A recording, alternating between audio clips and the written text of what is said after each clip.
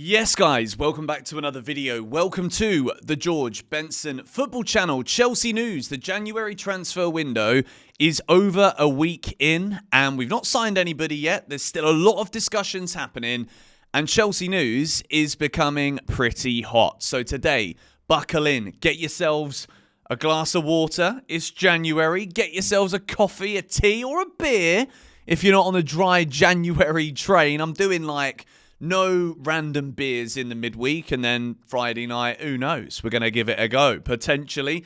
Today, we are going to discuss Kobbie Mainoo to Chelsea. We're going to look at why Man United might be looking to sell him and what that means. Could we sign him on a free in the summer? And do we really need him? Is Kobbie Mainoo as good as Man United fans make him out to be, as footballing mainstream media actually make him out to be? What would it mean to Lavia, Caicedo, Enzo? We're going to discuss this today, including the news. We're also going to talk about the latest on Chelsea's targets in the January transfer window. What is the plan for Chelsea Football Club this January? And to be honest, the more I hear about what Chelsea are actually working on, what we see as being like the must-dos or the must-signs or the must-completes in the January window, I just have these horrible feelings that we're just going to come short again come the end of this season, and I don't want to sit here accepting mediocrity. So, without any further ado, we begin with this from David Ornstein. Manchester United will reluctantly consider sale of homegrown talents like Kobbie Mainoo and Alejandro Garnacho to help comply with financial rules. MUFC not actively looking to trade the pair, but neither untouchable if suitable offer arrives. We'll then move into this tweet here from Chris Wheeler. Exclusive: Chelsea leading the chase for Kobbie Mainoo if he leaves Manchester United. And this has again been reposted by Simon Phillips. So, Manchester United, I think we've got to understand this from all of the different angles. First of all, Man United. I follow a couple of Man United channels, particularly Saeed TV. Love his passion. I love the way he talks about Man United. He's entertaining. Mark Goldbridge as well. I think everybody watches him, whether you like him, love him, hate him or not. And Man United fans, as a whole, I believe right now, are frustrated. I think there is kind of this confusion period about Ineos, about their new owners, the same way that a lot of Chelsea fans are still confused. We were so used to the Abramovich way, and then Bowley, Egbali, Clearlake come in, and we're like, don't know if we get this, not sure if you get that. And at this point in time, I think Chelsea are in a much better position than Manchester United. But Man United right now, the realistic truth behind what they are is they're a bang average side with bang average players, and Kobbie Mainoo and Alejandro Garnacho are the least of the worries of players that Manchester United should be looking to sell. They have got so much dead wood in that squad, but when it comes to Kobbie Mainoo, right, he's a Man United player and he's not signed a new contract. United are obviously very keen to keep him at the club. They see him as the future of their midfield. But when you look at the way that club is being ran, if you are Kobbie Mainoo and you were spoken about as highly as he is, the footballing media absolutely love this kid. And I believe that if you're Kobbie Mainoo, you're not going to sign a new deal at Manchester United, are you? You look at the way that the club is performing on the pitch right now. Got a good result at Anfield at the weekend, 2-2 draw. Arguably should have won, should have done better. But they're 13th in the Premier League table. Their stadium is falling down. Ineos don't seem to be coming in and throwing money at it to make the playing personnel better, to make it a competitive quality squad. So if you're Kobbie Mainoo, I'm absolutely not signing a new deal at Manchester United. I know Man United are a massive club. They're probably the biggest club in England. I don't think there's much doubt in that or denying that, to be quite honest. Jamie Carragher will argue otherwise. But realistically, Man United are one of the biggest clubs in the world. So there's always going to be a pull for Manchester United. Even Ruben Amorim, flying high at Sporting Lisbon, probably going to win the league in Portugal. A team that were just scoring goals in the league, the Champions League, for fun. He goes to Manchester United too. And I think Amorim is a good manager. But when you actually look at the dross that is the playing personnel at that club, you can understand why Kobbie Mainoo would not want to sign a new deal and stay at Manchester United. As a Chelsea fan, being linked with Kobbie Mainoo, he's a good player, don't get me wrong. But is this even something we're considering because we look at Lavia and don't think he's going to be able to stay fit? Do we look at Lavia and think he's not going to be good enough? I personally think Lavia is a ticking time bomb. We've used that phrase a lot on the channel, but in a good way. Romeo Lavia, if he can stay fit and just home in on that number 6 position at Chelsea, I think he absolutely locks it down. I think Chelsea are in a position where the way that Maresca wants to play, I think we do need 2 fit 6s on the pitch at one time with 2 number 10s. I think Enzo Fernandez has moulded more into a more aggressive attacking player role throughout this season, but you can see how much Chelsea struggle when Lavia's not on the field. Caicedo needs support in the middle so that we don't get overran, and lo and behold, we still need quality in the defensive areas. So, with that being said, Kiernan Dewsbury-Hall wasn't the signing. Carney Chukwuemeka, going to talk about him in a moment, not the right profile. I would absolutely raise the question here about Andre Santos, a player that Chelsea already have on our books. He's on loan at Strasbourg. He's having an amazing season. I don't necessarily think Kobbie Mainoo is a necessity here for Chelsea. If we were to manage to get him in on a decent fee, then obviously, he's a very talented player. I'm not going to sit here and tell you that he's not very good, that Santos is absolutely better than him.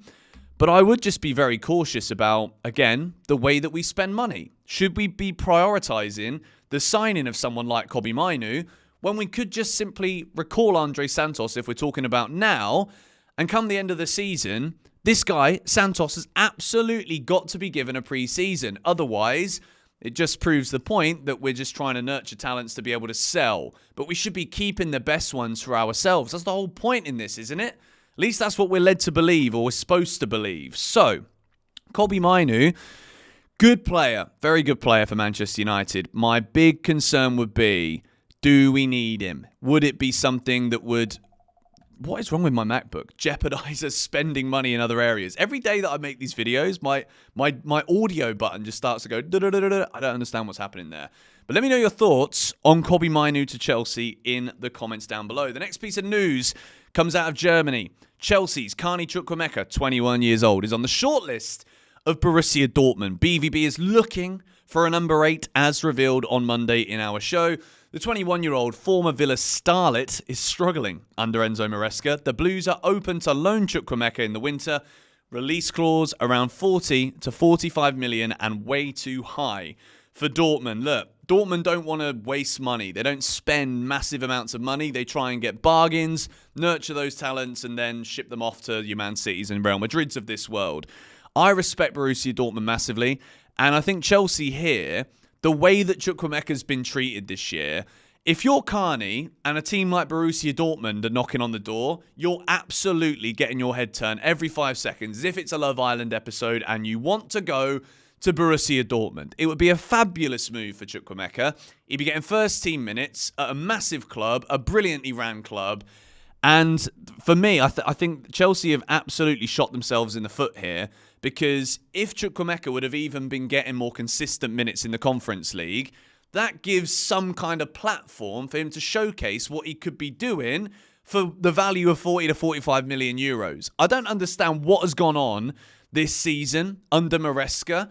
Is it simply Maresca doesn't like him, or is this another one of those, like we've heard from Aubameyang, where those at the top are telling the manager, use this guy, use this guy, use this guy, that fits in with our plan. But when you look at this, if you're Carney, you're absolutely going to Dortmund. If it's a loan this winter, then, I mean, fair enough. But right now, we're shallow in the midfield. I think Chukwuemeka, if he was given more opportunities, could have shown something to be a useful footballer for us. Instead of that, Cesare Casadei's been getting minutes, and we're struggling to even get 10 million quid for him from various clubs in Italy. So I'm a bit confused, really, when I look at the treatment of some of our players this season. But Chukwuemeka to Dortmund, what a great move that would be for him. And I do wish Carney all the best wherever he goes in his career. PSG have declared their interest in £52 million Chelsea star Christopher Nkunku. I see this one developing more and more. I think right now, obviously, nothing is developing. But I think if PSG want him, Chelsea, if we can get a good deal in this window, as of now, the manager doesn't even want to use Nkunku necessarily in the Premier League. So I expect this one to move relatively quickly. We move into the next story of the day. Fabrizio Romano.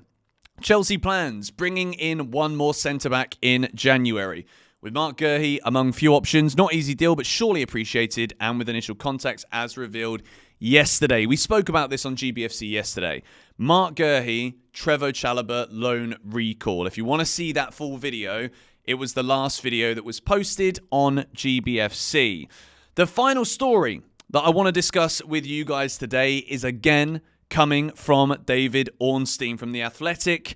And we are going to be discussing here Nico Williams being high on Chelsea's radar. Remember back to the summer, Athletic Bilbao, Nico Williams, brilliant Euros with Spain. We also saw that left-sided link-up, Cucurella. Williams on the left for Spain. It was a European Championship winning combination. Nico Williams also wanted by Arsenal. He was heavily wanted by Barcelona.